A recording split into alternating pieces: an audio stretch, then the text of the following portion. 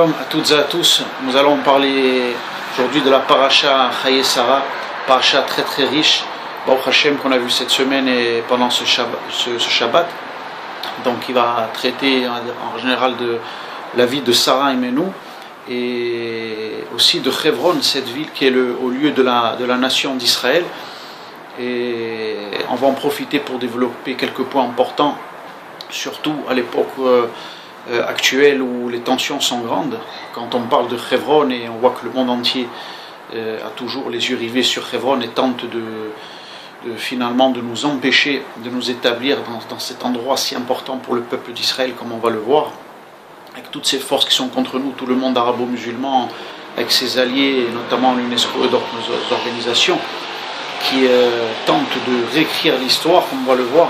Il faut savoir que déjà tout d'abord, le peuple juif, nous sommes les seuls à avoir un contrat signé qui prouve que cette terre est à nous, puisque dans la paracha Chaye Sarah, il est marqué explicitement dans toutes les Bibles du monde entier qu'Abraham a acheté cette terre et cet endroit, la caverne de Marpella, pour 400 shekels de l'époque, qui symbolise aujourd'hui des milliards.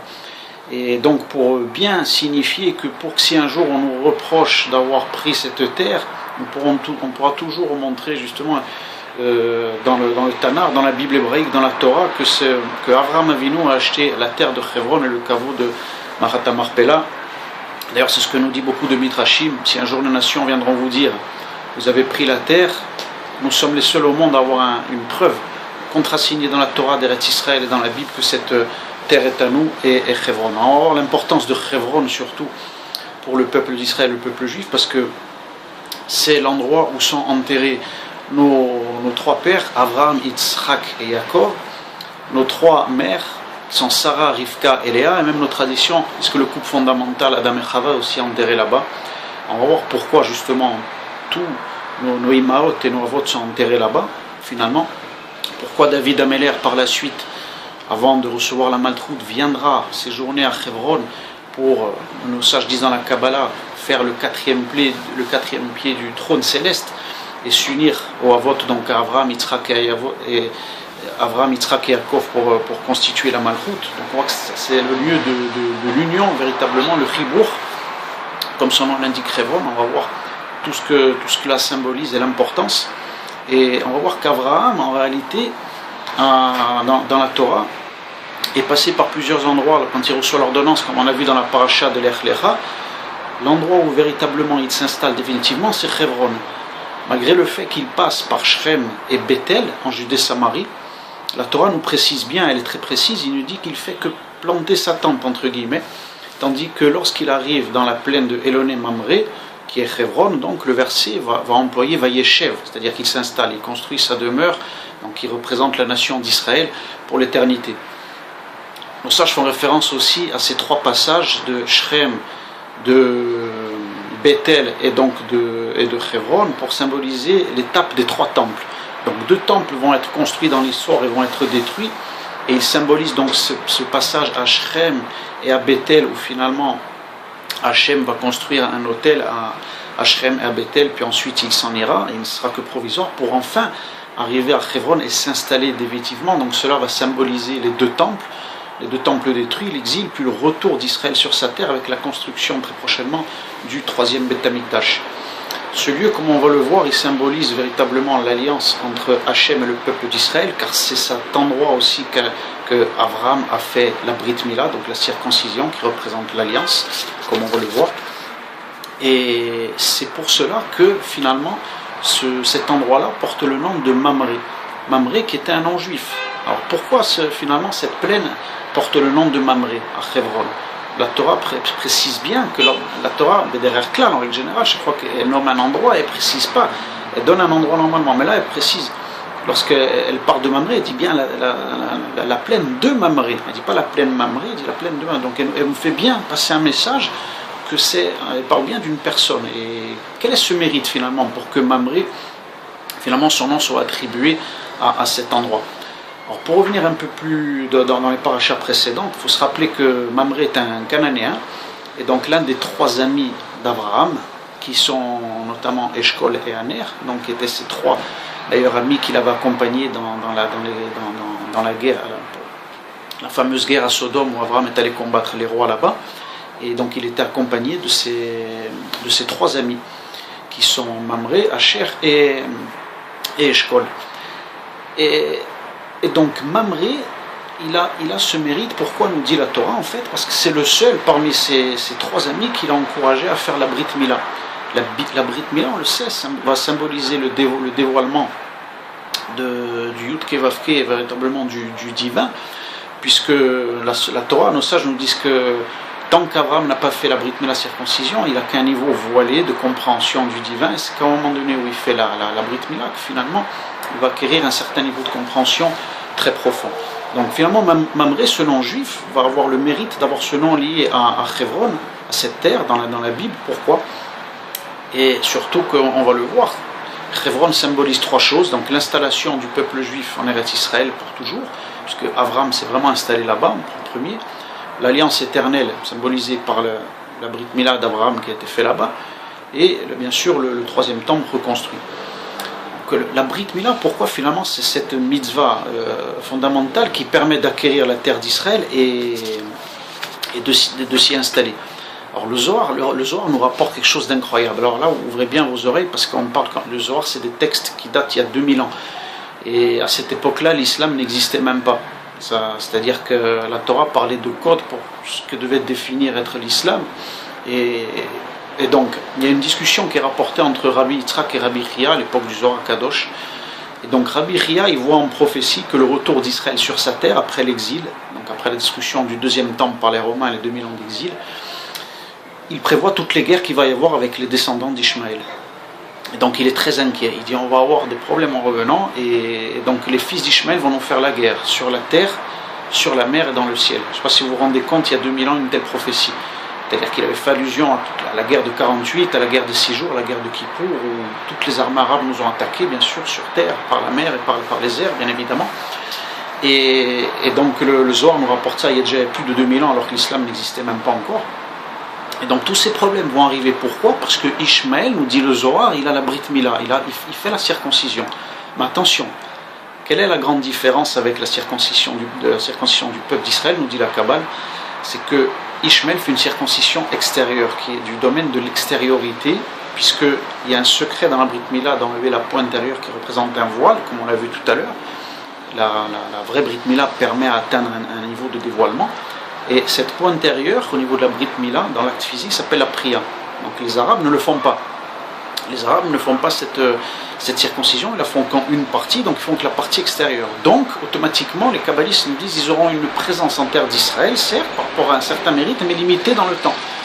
Donc c'est pour ça qu'Ishmaël se trouve au retour d'Israël sur sa terre et nous fait finalement la guerre jusqu'à présent, mais cette guerre, justement, nous dit le Zohar, sera limitée, et finalement, nous arriverons à récupérer tous ces endroits, Hebron, Bethléem, bien évidemment, et les Arabes feront tchouva, puisqu'il est marqué qu'à la fin des temps, justement, Ishmaël fera tchouva.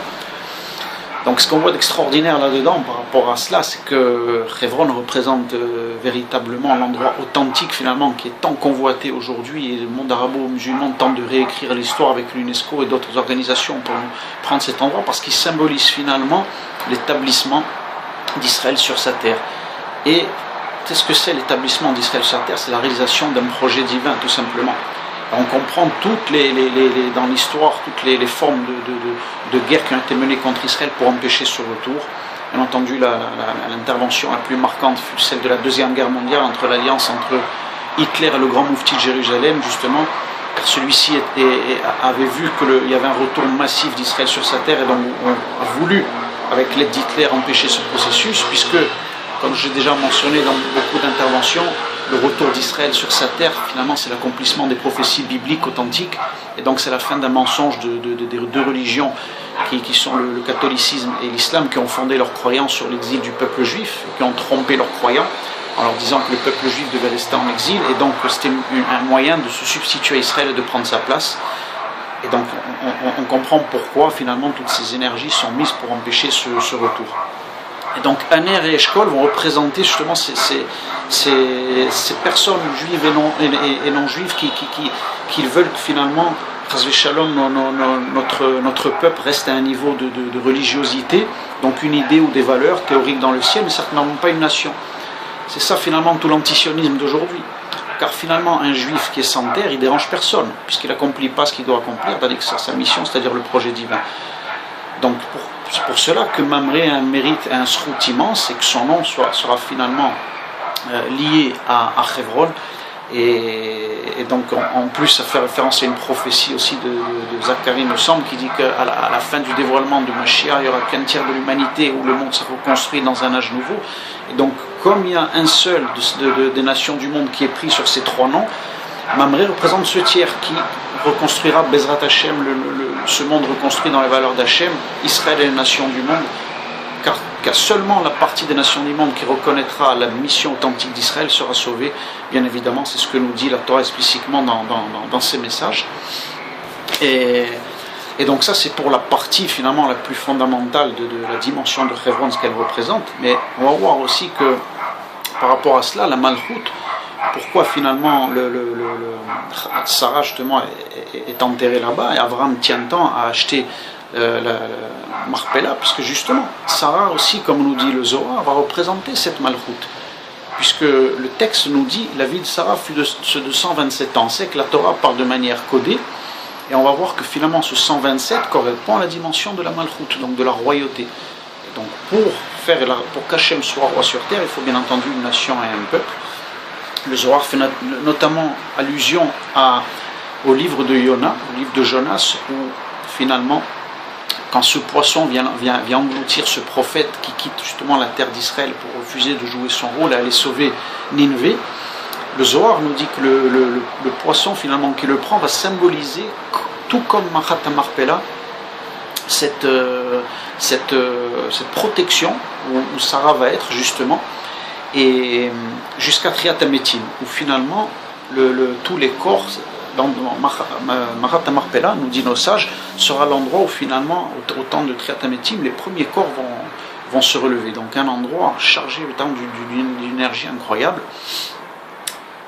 On voit aussi dans la paracha qu'il y a une différence entre Sarah Imenu et les autres femmes de la Torah, puisque seulement pour Sarah, il va être écrit 127 ans, et toutes les années de sa vie de Sarah. Sur la Torah, il y a une forme de répétition, comme une insistance on est obligé de se poser la question pourquoi il est écrit 127 ans, et toutes les années de la vie de Sarah sont de 127, comme une répétition. Parce que justement, la Torah nous fait comprendre qu'il y a une shlemut qui est faite dans la vie de Sarah, et que ce 127 est l'accomplissement total finalement du dévoilement des valeurs divines à travers Sarah, qui, comme nous dit nos sages dans la Kabbalah, est le Kéli de Abraham. On peut dire que Abraham est l'âme et Sarah le corps, et grâce à ce Kéli, dans toutes les valeurs du divin descendent de manière potentielle dans ce couple qui répare la première faute, comme on va le voir.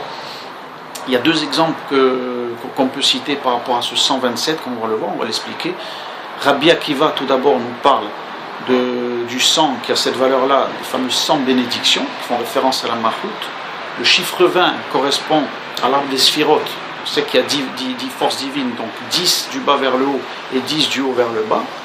Et 7 qui finalement, on retrouve le prénom Bathsheba, justement, qui va être plus tard donc la femme du roi David, qui représente justement ces 7 séphiroth intérieures qui descendent dans la Malchut, qui reçoivent ces influx. Donc les 127 correspondent à la structure séphirotique. Et Rabbi Shimon Bar Yochai, d'ailleurs, nous dit dans le Zohar de manière un peu plus, manière développée, que c'est pour cela que l'emploi dans le texte de la Torah est employé au singulier quand on part du chiffre 100, et du chiffre 20 et non pour le 7. Pourquoi ? Parce que le 100 est au niveau de la Chokhmah. Donc c'est au niveau de l'unité, puisqu'il est rattaché au Keter. Donc ces trois structures forment toujours une seule et même structure. C'est pour ça que la Torah emploie le singulier. La Bina, elle provient de la Chokhmah, donc elle y est attachée, c'est sa partie féminine, donc c'est pour ça que le singulier est employé. Il n'y a que pour le 7 finalement où la Torah va employer un pluriel, elle va parler de Shanim, donc au pluriel, c'est parce que justement les 7 séphiroth partent après dans tous les sens, disons à droite et à gauche, et donc ne sont pas attachés sur une seule et même forme comme peut l'être la Chokhmah, la Bina et le Keter qui sont les trois premières. Donc, on disait que Abraham et Sarah, de manière extraordinaire, sont venus réparer la première faute, Parce que le Zohar vient nous dire, Tachazé vient et voit, nous dit que Chava justement vient au monde et s'est attachée d'une certaine manière au serpent, entre guillemets, qui lui a jeté sa souillure. Et donc elle a porté la mort dans le monde. À la différence Sarah, qui justement descendit et remonta et ne s'attacha pas à lui, au Nachash, comme il est dit dans le verset, Avram remonta d'Égypte au Negev, lui et sa femme, et tout ce qu'il avait, dans le verset 13. Donc cela nous montre bien que ce couple-là est descendu dans ce qu'on appelle les Mitzraïm, l'Égypte, qui symbolise le Nachash, les forces contraires, sans être abîmé. Donc d'une certaine manière, ça a été le moyen de réparer la première faute d'Adam Arishon, avec Chava, de réparer aussi celle de Noah lorsqu'il s'est enivré, etc. Donc ce couple-là a réussi à descendre en Égypte, qui représente les forces de l'autre côté, les forces impures, à remonter sans être entaché de quoi que ce soit, de sortir indemne, surtout pour Sarah et Menou, à l'inverse de Chava. Donc on voit l'importance finalement de la réparation de cette faute et de ce qu'a pu accomplir Sarah finalement, qui a été la préconfiguration à la réalisation des valeurs du divin sur un thème potentiel, après arriver à la naissance du peuple d'Israël, et donc comprendre finalement l'importance de prendre, comme on a vu cette terre, qui est symbolisée, comme on l'a vu précédemment, Chevron, dans tout ce que cela peut représenter au niveau de la Malchut, puisque Sarah elle-même, finalement, en tant qu'individu avec Abraham, représente déjà, en termes féminins, puisque la Malchut est un attribut féminin, la Malchut. Sarah donc fut enterrée à Kiryat Arba. On va voir aussi le secret de Kiryat Arba, qui sont les 4 Yesodot, les 4 fondements. C'est-à-dire que Chevron, justement, dans le mot Chevron, il y a nos sages disent Mechouvarim, car il y a une union qui se fait là-bas. Comme on l'a dit précédemment, c'est pour ça que le roi David, avant de recevoir la Malchut, est allé séjourner à Chevron pour s'unir Chaber avec les 3 Avot et faire le 4e pied finalement du trône céleste. Donc toujours dans l'arbre séphirotique, ce sont les 3 degrés fondamentaux, le Chesed, la Gvura, la Tiferet, qui s'unissent avec la Malchut. Abraham, Yitzhak, Yaakov et David Améler, qui est le degré féminin, qui est représenté par Sarah là. Mais comme ça, on comprend plus facilement le lien et tout ce que cela peut représenter. Rabbi Chia dans le Zohar nous révèle également que Sarah a vécu en réalité 37 ans. Qu'est-ce que ça veut dire? Elle a vécu en réalité 37 ans, parce que comme on l'a vu, 127 correspond à un dévoilement séphirotique de complétude. Tout simplement parce que la date de l'âge de Yitzhak au moment de la Kedah, au moment que Abraham monte sur le Har Moria Yitzhak pour faire le sacrifice, Yitzhak a 37 ans.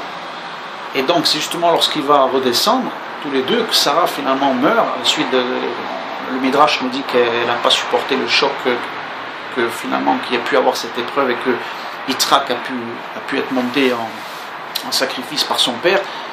Et il y a d'autres explications pour cela, mais pour nous faire comprendre quel est le message là. La Torah nous dit que la vie de Sarah fut, et donc la Gematria d'ailleurs la valeur numérique 37. Pourquoi?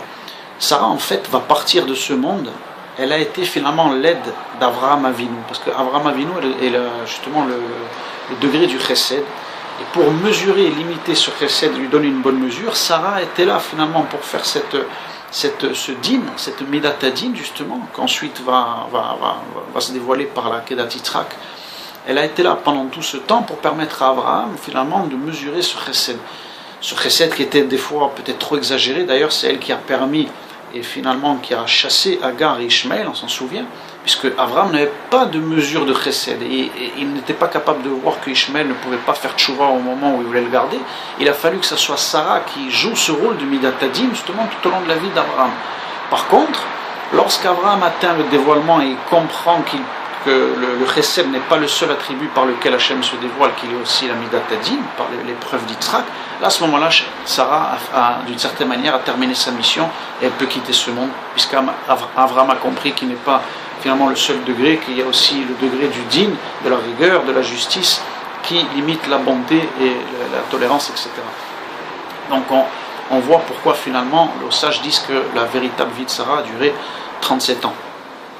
Marpella, il ne faut pas oublier que c'est aussi, toujours pour revenir sur cet endroit si important, nos sages disent de manière très profonde que c'est la porte d'accès au Gan Eden. C'est que le Gan Eden symbolise toujours cette union parfaite entre le corps et l'âme, Gan, Gouf, Neshama, cette union parfaite, donc elle constitue un passage, nos sages nous disent dans la Kabbalah, aux 7 palais du Gan Eden qui eux-mêmes débouchent directement sur la Malchut. Ce sont des choses très profondes, un cours entier ne suffirait même pas pour traiter ces choses-là, mais c'est pour se rendre compte de l'importance de ce lieu. La paracha, pour terminer, Chayei Sarah est très riche et va nous parler justement aussi de l'histoire de Rivka, puisque Abraham doit trouver une épouse pour son fils Yitzhak, et on va voir comment cela se fait. Donc Rivka, on va voir de manière extraordinaire qu'elle va symboliser par sa vie de l'exil à un moment donné provisoire du peuple juif, et on va voir comment finalement par la suite, puisqu'elle sera la mère de 2 grandes nations qu'on va voir dans la paracha Toldot dans son ventre, qui sont Esav et Yaakov. Donc comment la clipa d'Esav va être récupérée et toutes ces grandes étincelles qui vont sortir les tzadikim et les guérim justement pendant l'exil. Abraham donc va dire à son serviteur d'Eliezer d'aller à Haran pour chercher donc dans sa propre famille donc le Rivka. Et c'est une famille qui est idolâtre, comme on le sait, puisque se trouve Bethuel et le fameux Lavan, comme on va le voir plus tard dans la paracha de Toldot. Mais Abraham sait, par le dévoilement qu'il a eu, qu'il y a une potentialité de tchouva à cet endroit-là, à l'inverse justement des Cananéens qu'il côtoie, ou les 7 nations qui occupent Israël à ce moment-là, et où les filles vertueuses, nous dit la Torah, d'Aner, d'Eshkol et de Mamré. Mais Hachem ne va pas passer par ces voies-là pour trouver le Zivug à Yitzhak. Hachem se dévoile à lui au Har Moria, lorsqu'il monte Yitzhak là-bas, et lui dit que c'est au sein de sa propre famille qu'il va trouver le Zivug pour son fils. Et donc là, de manière incroyable, comme on l'a vu dans les parachas précédentes, Yitzhak, finalement, est le premier juif qui va naître d'un couple juif de l'histoire, Abraham et Sarah. Il est circoncis le 8e jour, donc il dépend de l'ordre du 8, de l'infini. Et finalement, on va voir que Rivka aussi, puisque nos sages nous disent qu'elle est issue du 8e fils de Nahor, donc le 8e fils de Nahor c'est Bethuel, et donc Rivka donc, est aussi issue du 8. Nos sages nous font comprendre que cette union, le peuple d'Israël va naître du degré du 8, et il sera à l'inverse des nations qui sont liées au chiffre 7, le degré du 8, comme on le sait, c'est le degré de l'infini. Et donc, d'où le sens, comme on l'a vu dans la paracha précédente, Yitzhak, lorsque Sarah et Abraham apprennent par les malachim qu'ils vont avoir un fils qui devront le nommer Yitzhak, d'où l'Yitzrok, le rire aussi, qui fait référence à quelque chose qui sort de l'ordinaire. C'est pour ça que Sarah va rire, elle est très avancée en âge, et Abraham aussi, donc c'est quelque chose qui sort de l'ordinaire et des cadres, des lois de la nature. Donc un message extraordinaire que nous révèle la Torah. Et donc finalement, Rivka se trouve dans cet endroit, comme je vous l'ai dit tout à l'heure, chargé d'Avodah Zara. Pourquoi ? Parce qu'elle va symboliser les forces qui vont permettre finalement au peuple juif pendant l'histoire de ne pas disparaître. Comme Rivka est dans un endroit où il y a de l'idolâtrie, le peuple juif va être dispersé aussi pendant 2000 ans, elle va se trouver éparpillée au milieu des nations, et finalement Rivka va se transmettre cette force qu'elle a eue elle dans la maison de Bethuel et de Lavan. Elle transmettra cette force donc à Yitzhak et à ses descendants, puisqu'elle-même était issue de cet endroit. Donc finalement, elle transmettra la force au peuple d'Israël qui ne réussira à ne pas s'assimiler jusqu'au retour finalement ici sur notre terre. Et nos sages nous disent aussi que, étant donné que Esav va sortir de Rivka, de l'union entre Yitzhak et Rivka, l'exil va permettre aussi de récupérer un potentiel très très très fort et très puissant qui se trouve chez Esav, d'étincelles divines, que nos sages disent dans la Kabbalah sont les étincelles des tzadikim, des guérim, comme le sait Rabbi Akiva, est un converti qui descend de Rome, de l'empereur romain Néron, Rabbi Meir Balanès, etc., d'autres grands qui sont venus se convertir, ou que l'os des grands qui sont sortis d'Esav et qui ont réintégré le peuple d'Israël. Et donc il a fallu finalement que ce processus passe par là pour récupérer ces étincelles qui étaient tombées chez Esav. On voit notamment, pour terminer dans cette paracha, que, regardez un peu comme c'est beau, Abraham, pourquoi il prendra Ketura. Ketura, on sait que c'est Agar en fait. Ensuite, elle a changé de nom parce que le sage nous dit qu'elle fait Tchouva.